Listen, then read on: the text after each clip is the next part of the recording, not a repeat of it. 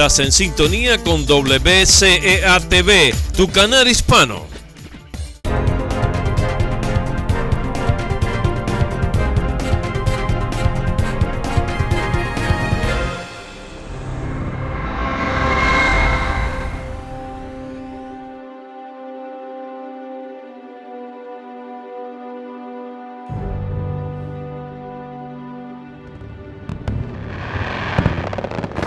Thank you very much, Felix. Now, our next speaker is going to be Danny Rivera, Mayor of Lawrence. Right. Please, fellow veterans. Buenas tardes.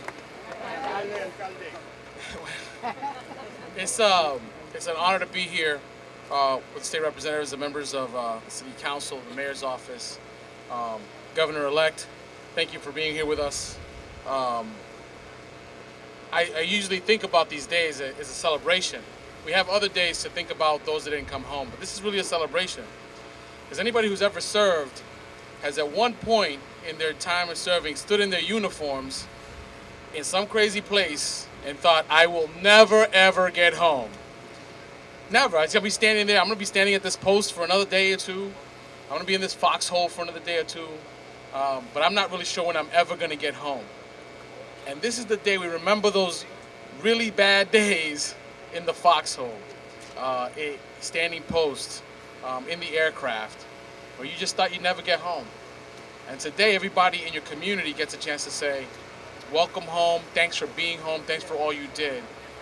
Y para nosotros tenemos un orgullo tener esa experiencia, pero también que compartirla con nuestra comunidad. Para que ellos decirnos a nosotros, gracias por lo que hiciste, pero más que nada, gracias por regresar a ser parte de nuestra comunidad. So that's a really important piece of it, so that people can have that honor and that celebration of what we did there. So when we have guys like Tony and Jaime running around making us sure we don't ever forget on every day, we have to, give them a round of applause to Jaime and to Tony and the Puerto Rican Monument Committee. Because it's easy to forget. It's easy to forget. It's hard to remember those things. And if you see the average age of the veterans that are here today, it's kind of an older crowd. But I was at an event earlier today, and there was an Afghanistan soldier came up in his PT uniform, his workout gear, had his army stuff on. He didn't know what was going on, but he was there and he took part in the celebration. So every single person here who's a veteran, take a moment to go back and find either somebody in your family or somebody in an extended family that has served and bring them into the fold. Because the hardest part about going off to war is coming home. When you're in the service, 24 hours a day, 7 days a week, somebody's telling you what to do, where to go, how to dress, what to eat. And when you come home, all that stuff goes away. You have to find your own way in the world. And a lot of us find ourselves on a couch in a cousin's house, or in the worst case scenarios, under a bridge someplace. So even though some of us, when we come home, we're kind of knuckleheads, because we're still trying to figure our way in life, but find that person, find that veteran, and give them that message. Being a Latino and have served in the United States Army was, to me, a really special experience, because every time I went to a new post, I would find another Rivera, of course, because there's always Riveras everywhere. But then you get strange people like a Panamanian Sergeant Major, dark as night. I thought he was an African-American guy. He comes up to me, he's like, hey, soldier, where you from? I said, I'm from Massachusetts. He said, with a last name like Rivera, you cannot be from Massachusetts. I said, Sergeant Major, I'm from Massachusetts, I'm from Lawrence. And he said, ¿de dónde son tu padre? And I said, oh, my mom is Dominican, my dad's Puerto Rican. And he's like, listen, you gotta come, we got a special detail. And anybody who's in the service knows special detail is never a good thing, especially when a Sergeant Major tells you that. And it ended up having rice and beans and having a good meal with him and his wife and a bunch of other Latino service people.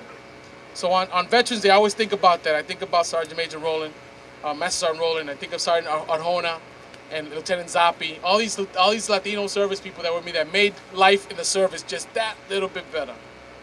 And that's why you got to go find people in your community that did that. They're delivering your mail. They're serving lunch to your kids. They're doing a lot of real simple things that we could not have the society we have if they didn't do it. but most importantly, they were heroes at one point. So it's an honor to be here with you to celebrate this day, to celebrate veterans, and gracias por todo.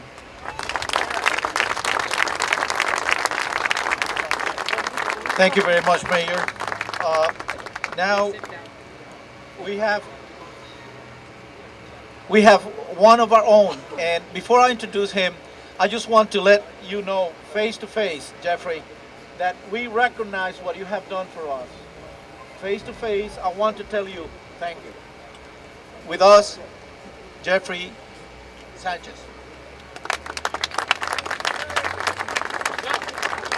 Felicidades, estamos aquí celebrando a todos nuestros veteranos, a nuestros padres, a nuestros hermanos, a nuestros tíos, a nuestros primos, a todos los vecinos que están alrededor de nosotros, que han servido para darnos a nosotros la libertad, y hay que darle aplauso a eso. Governor-elect, welcome. But I can't say welcome because I saw you in a guayabera dancing at the event, so you're one of us now. And we're proud to have you here with you, and all of us are here to make sure that we make the Commonwealth a better place with you, Governor, including myself. Mi gente, hay que celebrar hoy, hay que celebrar las vidas. Mi padre era veterano y me recuerda la historia que él me contó cuando él entró. Él no necesariamente quería entrar, pero entró al país de náufrago y le dieron dos opciones: regresarle a la isla o meterse a las Fuerzas Armadas, y escogió ir a las Fuerzas Armadas. Y él estuvo en la Segunda Guerra y vio muchas cosas que una persona no debe ver, porque nunca habló de ellas. Y algo que me he dado de cuenta, que los veteranos no viven y no están para alabarse para lo que hicieron en otros lugares.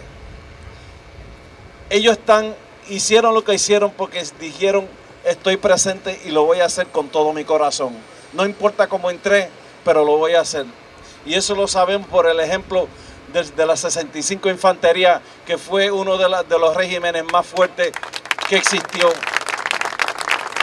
durante las guerras a mediados de los 50, de Segunda Guerra también.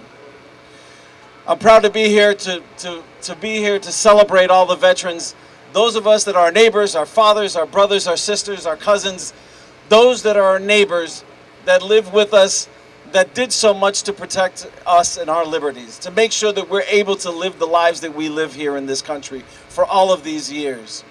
You know, my father was a veteran, and my father wasn't one thing I've noticed and I know about veterans is veterans don't wear their service on their sleeves. Yeah, they wear the uniform, but they don't wear their experience on their sleeves. They give and gave of themselves with their hearts, regardless of how they came into the service.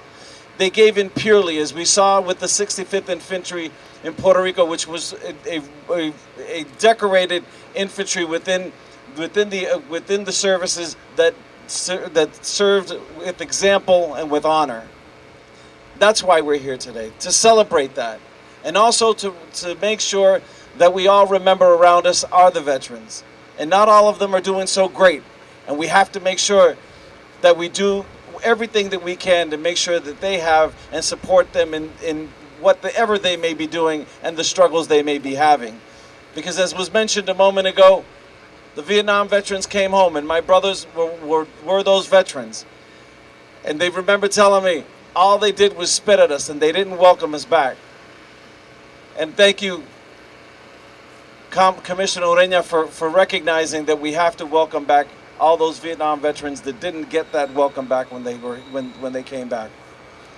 Gracias también, thanks to the Puerto Rican Veterans Monument Association. The board members, raise your hand. Levanta la mano, because these are the folks that not only made sure that we have this park. You know, the funny thing is hearing Tony Molina's recollection of Tom Menino and him.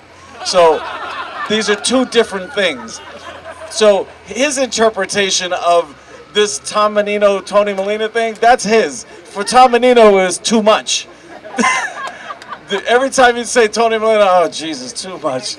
Why? Because I remember when he first came with the idea, him and Jaime came with this idea. First of all, Jaime and Tony together back then, that was a new thing. So, first of all that was the first thing to go. The second thing was, Tony said, yeah, we have this great idea, we're going to go for a mayor. We're going to do everything we need to get done. And it took a little while. But he knew, the mayor knew, Tom Menino knew that this was going to get done. It started with the plaque over there. It started with the cleaning of the spot, then with the fence, and now this beautiful monument and everything that we have. And it's all because of the folks this board and all the folks that we have here today. And let's recognize this. And let's recognize it when they call you to try and raise money so that we can make sure that we build the second part of this park, which is making sure that we provide for the maintenance of this park, which is direly needed. And there's still bricks and there's still pieces that you folks can contribute to make sure that this park and this monument continues to grow. Aside from making sure that we change the name of this, we have to make sure that we take care of this park as well. So, muchas gracias a todos y a Jaime Rodríguez, que lo veo ahí calladito, míralo.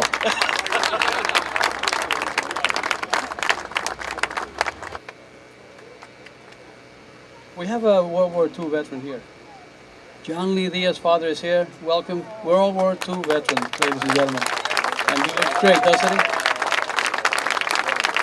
And now, before we do the brick unveiling, I would like to bring to this podium a person who I've just met a few months ago. And I was very impressed because when we asked him to be at El Baile de las Guayaberas, this person said, yes, I will be there. And he was there. When we said we're selling bricks, he says, yes.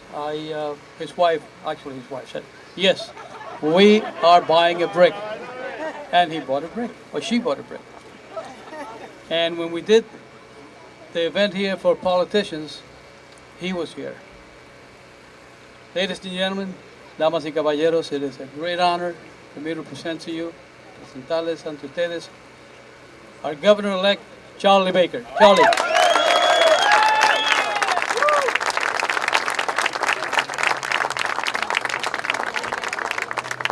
Thank you, Tony. Thank you all for being here, and thank you to all the distinguished guests as well who've spoken before me. I'm going to see if I can... That's why he's the mayor. Thank you, Dan.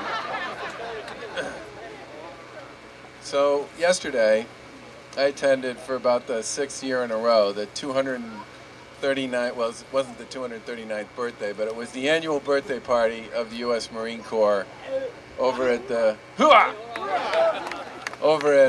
South Boston Convention Center. And there's a moment, it's literally 2,500 people. It's one of the loudest events you've ever been at in your life. I think the bar opens at 9. And at one point, they call the roll. And the roll they call is for Gold Star families, who are the families in attendance who lost someone in the field of combat. And the room becomes eerily quiet. You can't hear a sound except the voice of the announcer reading off the names of the families who are there. And as they read them off, they stand. And it takes a while for them to get from the beginning of the roll until the end. In fact, it's uncomfortable how long it takes for them to get from the beginning until the end. And by the time they finish in that room of 2,500 people, there are literally dozens and dozens and dozens of families that are standing. And at that point in time, there's a solemn applause for those families who, along with their family member, made the ultimate sacrifice on the field of combat on behalf of this country. And as I stood there, I thought to myself, this is why Veterans Day is so important.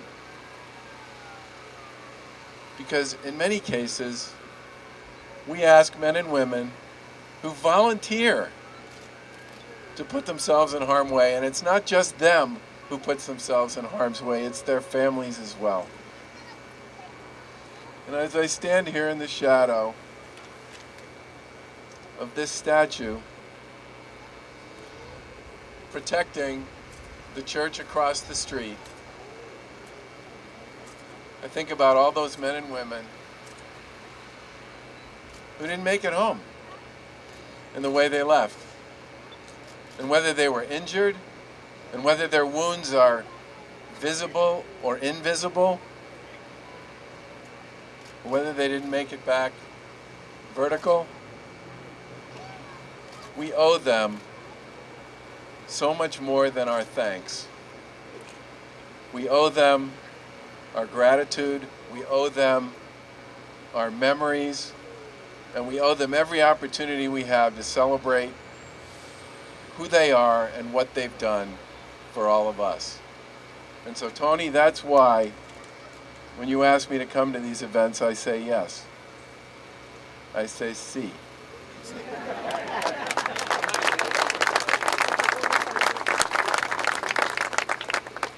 Because it is by far the least we can do. And one final thing, as I was standing there listening to Tony speak, I was reading the back of his hat.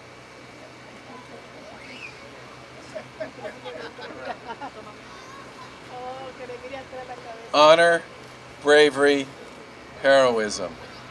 Those are universal virtues carried forth through tradition and training and time from one generation of servicemen and women to another. It is the bond that holds every single unit of our Corps together over time. And it is a beautiful, beautiful thing. And thank you all so much for being here today.